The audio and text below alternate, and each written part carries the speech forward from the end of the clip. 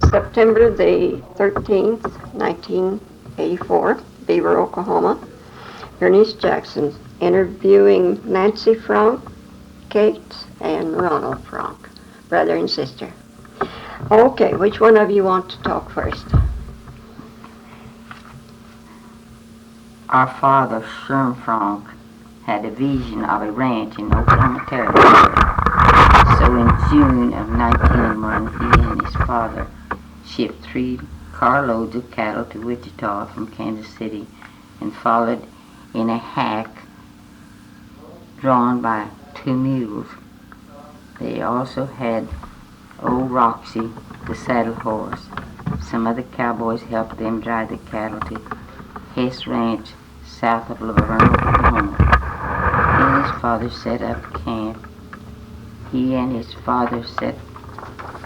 He also brought and shipped cattle to Kansas City during that summer. In September, he decided to go farther west before filing on land. He found what he wanted, 21 miles southwest of Beaver City. So he filed in October 1901. He and his father spent the winter in a shack on the claim, herding cattle, digging by hand a water well which was 104 feet deep, and building a house. Before the house was finished, our mother and 3 sisters joined him. They came by train to Liberal, Kansas, 1902. They lived in a tent until the 2-roomed house was finished. The lumber was hauled from Glacier, Texas by a wagon and mule team.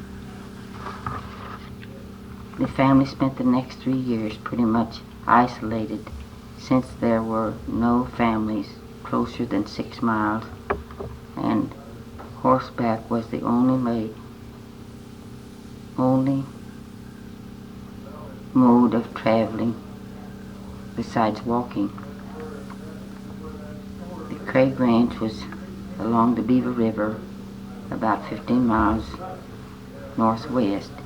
It was the only house between our house and Liberal, Kansas. Craig's delivered telegrams to us from our folks in Kansas. It seemed we were the only ones this far west. Dad and Mother endured many hardships the first year. For instance, 1902, Dad's mother died in Kansas City, and in 1903, Mother's father died.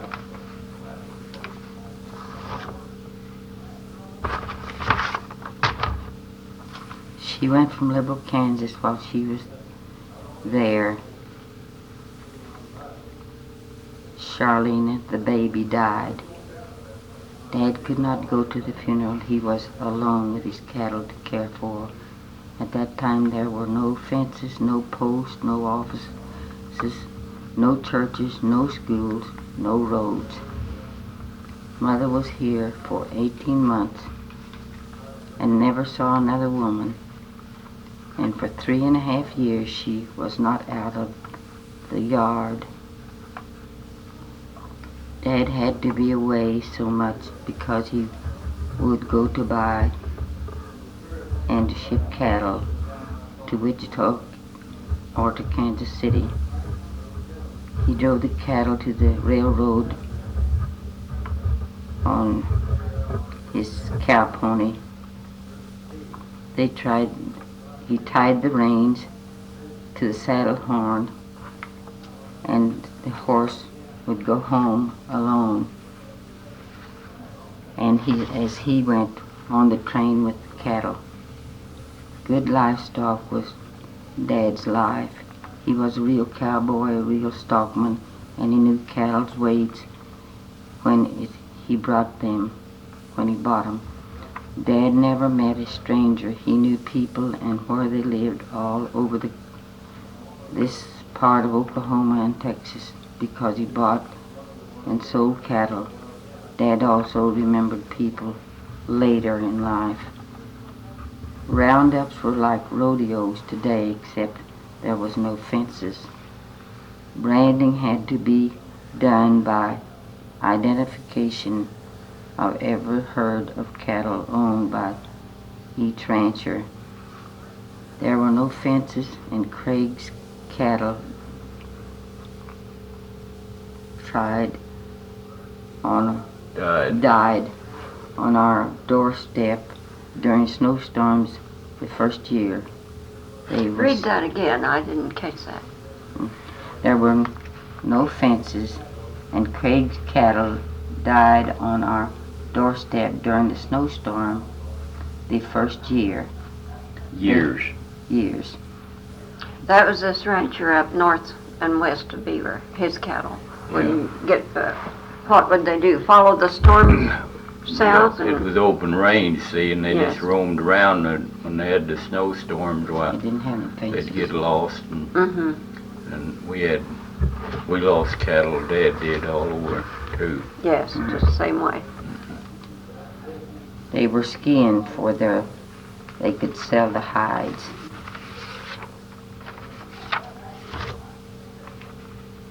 Cattle were herded before we had fences to keep the cattle on the rank grass and out of the fields. We built a sod barn in the back near our house to hold our horses and mules and shelter them. We had hogs to feed, chickens to feed, cows to feed, and cows to milk. Mother made soap to do her washing and cleaning. Yogers and Tiltons were the first neighbors in 1905. Mrs. Tilton was a school teacher, and there was no schools. She taught the two oldest Front girls, What was their names? Lorena and Burl. Lorena and Burl. Dad would take them there, 2 miles west of our home, by horseback, and go after them later. 1907 brought schools to the county. Valley View was our first school, 2 miles from our home, and if you were not able to walk 2 miles, you just stayed home, no problem. They didn't make you go to school in those days. If you didn't want to go, your parents didn't. Sick, wasn't too much penalty. And for the teachers helped you get the lesson you needed later, the ones that you'd missed. What a difference it is now. Our mother was a jolly, happy, and busy little woman. She cared for the family most of all, and Dad was much the same. Regardless of the troubles or storms of life, the neighbors came to our house for visiting always. A strong love bound us together. Mother would go with us to pick wild plums on the north side of the Beaver River, to make plum jelly and plum butter,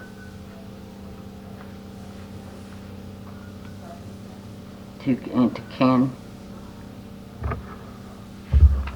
That really helped in the early days, didn't it? These wild plums. Yeah, and she everything. They've saved everything for food. Oh yes. And did you have a lot of wild birds and wild jackrabbits and things like that? Mostly. Yeah, rabbits. We ate lots of rabbits. Yes. Well, weren't there lots of ducks and prairie chickens? Well, not too many out at our place. Oh, there weren't. It We was wasn't along short grass where we are out here, and then on down there were the taller grasses and stuff. There was the prairie chickens and turkeys and things. Yes. But we didn't have too many. We'd kill a duck once in a while. They'd light on our pond, but wasn't too many. Okay. Okay. For baking, Mother had brought the flour in 500-pound sacks and canned goods in the cases of 24 cans in a case. Soda crackers by the wooden case looked like a double egg cage. And they weren't in sacks either. They were loose in those, right? Yes. Wooden cases. Wooden cases. And once a mistake was made, and instead of crackers, it was fancy cookies in that box. Did we ever have a treat? Oh, I'll bet you had a treat. However, Mother said we could only have so many apiece each day. No one got more than the other. Mother baked sweet buns to take to our school dinners, and sometimes we were late, but the crowd would always wait for us because of the sweet buns Mother would take in us. They all wanted to bite, didn't they? That's all except their names. Should I mention their names? Yes. Okay. Now this is Nancy and Nancy. Ronald's parents, and their parents' name was David. David D. David, no, that's Grandpa. Yeah. David S. Sherman. David Sherman. David Sherman Frank. And your mother's name, give it in. Mary Cornelia Yeah. Frank. And now they're going to give their brothers and sisters' name. Start with the oldest and go down. Lorena Bartle, an address. Dodge City, Kansas. Burl Overton, Beaver, Oklahoma. Charlene Dale, deceased. Nancy Cates, Beaver, Oklahoma. Alan Frank, Dallas, Texas, deceased. Fredonia Frank, deceased. Earl Frank, Elmwood, Oklahoma. Arts Frank, Booker, Texas. Ronald Frank, Liberal, Kansas. Vernon Frank, deceased. Is that okay? There was quite a family. Just 11. 11. 11. Well, that's what was in my husband's family. When you all get together now with your grandchildren and great-grandchildren, it's quite a family. Too many. Too many? Yeah. We can't find them anymore. Oh, you can't keep track of them. I don't think unless you got it there, we didn't get where our parents came to Beaver County from. That's right. All right, why don't you begin there, Ronald, and tell us about. Well, okay. My mother's family was from Pennsylvania, from Lancaster County, Pennsylvania, and they moved out to Kansas in I don't know what year, but Mom was born and raised north of Topeka at Mayetta, and which was in Jackson County, right close to Holton, Kansas. And my dad's parents had come to Holton, Kansas from Illinois. And before that, they had came to Illinois. His parents had came to Illinois from Pennsylvania, so both families that were actually from Pennsylvania. Yes. But anyway, they did. But Mom's family came directly to Kansas from Pennsylvania. Yes. And then when she and Dad got married, they moved out to Oklahoma. When did they get married? In 1898. 1898. June. 1898. And where did they live before they came to Oklahoma? Marietta, Kansas. In Kansas. What did they do there? Farm? Farm. Farm. Jackson County at Holton. They were both born on farms. Were they just renting, or did they own this farm in Kansas? They owned their farm. They owned a farm in Kansas and sold it and came down here. Well, no. See, our parents didn't own the farm. Their parents owned the farm. Oh, their part, I see. Dad's parent. Yeah. They didn't family. have any land of their own No, then, really. Not till they came out here. Yes. Yeah. And they Yeah. came out here in Dad's 1901. family, they lived on the farm. It was west of Holden. And then my mother's family owned theirs, and that was southeast of Marietta. Okay. But they were pretty close together. And how did they come? Did they come by covered wagon or train or what? Well, Hack. Hack. If What's you- a hack? Tell me what It's a a hack. little, you know what a spring wagon is? Yeah. Well, Small some people wagon. calls it a hack.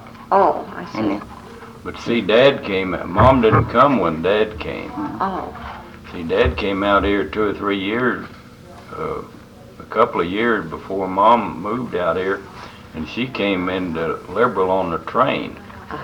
And somebody from Craig Ranch cowboy. picked her up at Liberal and brought her down to our place. yes. And And she was there for, she was there, I think, 3.5 years in the yard before she ever went anywhere. yes, But I it was was going to mention that. I know. 1.5 years before she ever saw another woman after she got I don't there. see how she stood it. So many kids to tend to. She was just busy. Yes. When you came to this farm now, do either of you remember the early days? And you don't, do you? Only just what they told you. How did No. they farm? With horses, mules, Had horses horses? would be the only way, and just a walking plow. One plow that you walked behind and plowed like they did back. And you hold on to east. the handles Yes. and We didn't have much farmland. Dad only probably altogether didn't probably have over 80 acres, 70 or 80 acres of and farm. what did he raise on that? Well, just feed for the cattle Oh, well, you might say he was a rancher then. Oh, yeah, and a cowboy. altogether. He bought and sold cattle. He wasn't really a farmer. Yes. Just Boys farmed a little bit there later on, but he just raised the feed for the cattle in the wintertime.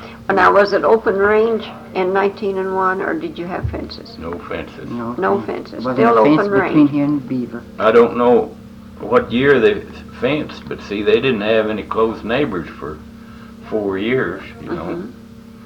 And I don't know, I suppose then they started fencing along about 1905, probably building a few fences. Each person would fence his own Yes. quarter of land. But I don't know when they Then, started. what time of year would they gather these cattle up to for roundup time and take them to market? Well, just all throughout the whole year. Oh. Different. Whenever the cattle was ready for sale, whether it was winter or summer or anything, they would drive them to Booker. Oh. Later, Later when Booker. when the railroad came. But in 1901, you had to take them to Liberal, didn't you? Didn't have to say. Most of Dad's first transactions in shipping, I think, was from Englewood. Oh, Kansas. way over there. And then I think that railroad was there before Liberal had the Yes, railroad. it was. I remember. Yes. And then later, of course, he hauled supplies from Liberal because it was quite a bit closer, just Yes. 40 miles. Did he have any cowboys to help him drive the cattle to Englewood? Yeah, he had Friends. Other people other helped him. ranchers, and Right. would they go in together and drive 2 or 3 different herds, that is ranchers that own the cattle? I don't recall that part of it, or don't know. The only thing we remember, that was Dad would buy cattle, and he bought and sold cattle from the other ranchers. Of course, the bigger ranchers like Craig's, I suppose, they probably took their cattle in liberal herself, you know, because they'd have several, but there was different ranchers like John Gabler and Alan Kimmel that lived north of us, and different ones around that always helped with gathering up the cattle later. Approximately how many head would you take at a time?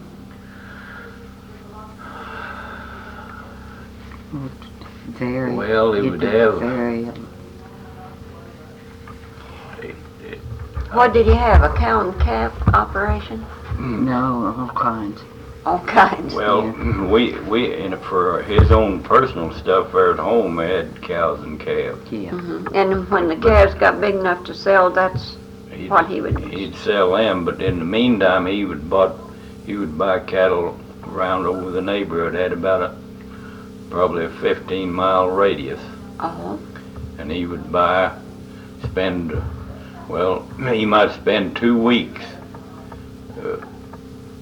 riding his horse around over the neighborhood and buying the cattle. And then our oldest brothers would later on, see, they got big enough to help him. And they done a lot of that too. Yes. Right on. But Was there good profit in that business, buying cattle and selling them, shipping them? There must have been, or he would have quit, wouldn't he? oh, I think it was a pretty good business. I think it was. Prices would lower and raise, you know, Yes. vary. But he had, Dad had real good judgment about on what they weighed, and he could tell by that about what to pay for them and stuff. And he kept in touch with the market too. Oh yeah. Well, he had a big family. He had to keep going, didn't he? Right. What's the first chores that you remember was your job to do around the farm? Nancy, you tell me first. What was? I was a tomboy, Oh. so to speak. We had more girls than there were boys, so I always had to help the boys milk and get the cattle in and hoe in the field. Hold them. Hoe in the Go field. after the milk cows in the evening. Yes, sometimes to go after the cows. How did you take care of your milk? Do you remember? Well, Mom just leave it set until the cream come to the top, and then we'd use the cream for cooking, and we had plenty of milk for that and to drink.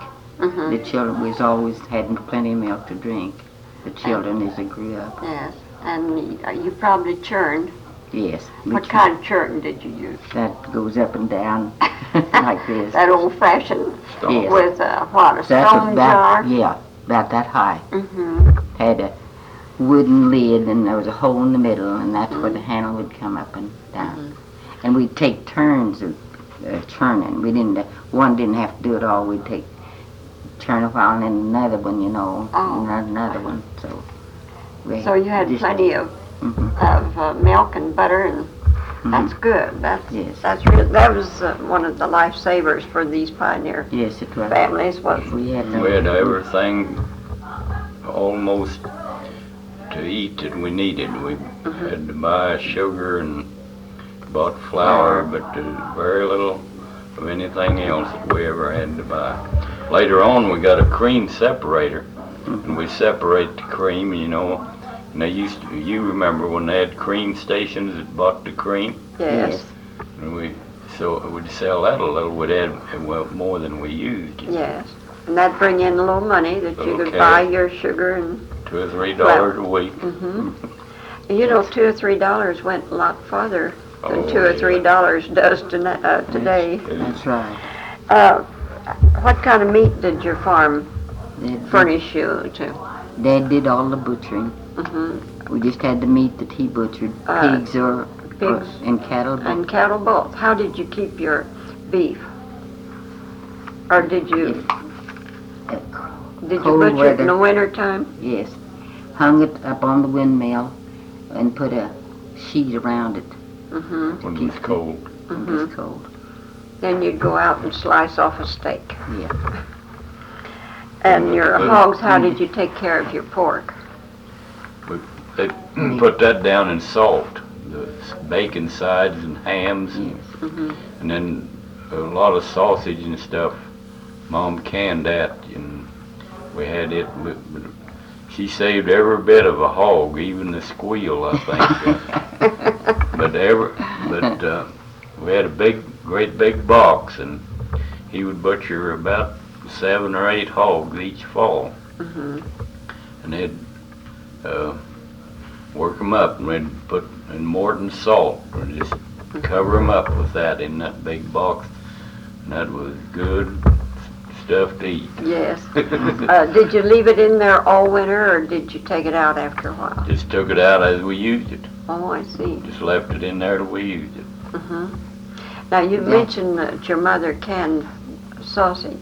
Do you mean that she fried it down first and then filled the jars? Yes. Then what? Poured the grease in on top. Poured the lard, melted lard and covered. That's right. My mother did that too. And that was good, wasn't it? Yes, it was. Yeah. It's just nothing but magic the way they could preserve things with nothing to do with. Well, we say nothing to do with, Nancy. They invented ways. Yes. They were resourceful people. That's right. They had to do it. Yes, They had to do it to live. that's right. But I just think our pioneer people don't get near the praise that they deserve. Have you shut us off, or are we still? No, we're Okay. still going. And the garden stuff. What was your main garden crop? Potatoes. Potatoes. This was one of them. And then we all like carrots. And That's where you got your vitamin C. yes, there wasn't such a variety of things to plant in them days. Oh, there weren't? No, there wasn't. Muskmelons and watermelons, we planted them. Yes. But, and then we had cherry trees. Oh, yes, the orchard. Had cherry trees. Yes. We had quite a good-sized orchard. Had apples and some peaches, and then there was lots of wild things like currants that grew wild around the creek bed, and we'd pick those, and Mom would can them. They were good. And I don't know whether we had any gooseberries or not, but we had quite a lot of stuff out of the garden, and then the fruit, and sometimes we wouldn't get much fruit off the trees, but We picked plums too and made plum butter And jelly. jelly. I interviewed a lady the other day, and she talked about plum leather. You don't know what that is? Don't know nothing about that. Well, I asked her what plum leather was. I didn't know either. She said that's where her mother didn't have the jars nor the sugar to put them up. And so they would spread this butter out, or that is pulp out, and let it dry. Well, I've heard of that, but I never did experience it. We didn't have to do that. We let apples dry, and had some dried apples. We'd put them out on the porch roof and dry them once in a while. But this other plum stuff, I never saw that. Well, I guess that could be done that way. yeah. Same as dried apples, just... Then as time went on, and you went to school, did you all go to high school and graduate from high school? No, we didn't know. You didn't, all of you. Did you, Ronald? Yeah, I did. And Where at? here at Beaver, Yes. What year did you graduate? 1933. Mm-hmm. And Sister Hazel graduated in 1932. And Burl and Ream graduated in 1919. 1919. Rain Oh, and they Bert. did? Yeah, they did. Our oldest sisters. Uh-huh. 1990. Then they could teach school. Yes. And did they? Yes, both of them. Mm-hmm. Where did they teach? Well, Bethany, and then there was I don't know the districts, you know. Mm-hmm. They- Well, can you just give me the names of the schools? Lone Star. And how much No, did they they just- get a month? Do you remember? About $40 a month, but the checks wasn't any good. They had to hold them till the county or till they got money to cash them. A lot of times, about $40 a month. Uh-huh. But I don't remember. Bethany's the only name of the school, but Burl, they taught over north of Turpin at a school, but I don't know what the name of Well, it. It's been gone so long, and that's been a long time. but they finally got their money, though, did they? Mhm. How come? Was the county more or less bankrupt or what? Well, See, it just Their method. The what? Their method was to hold the money so long. Oh, I see. See, now that took in the whole county. Beaver County Yes. was the whole The whole county. panhandle, was Beaver County at that time. Yes. And, well, probably not when they was teaching school would have been like in the 20s. oh, know. yes. So they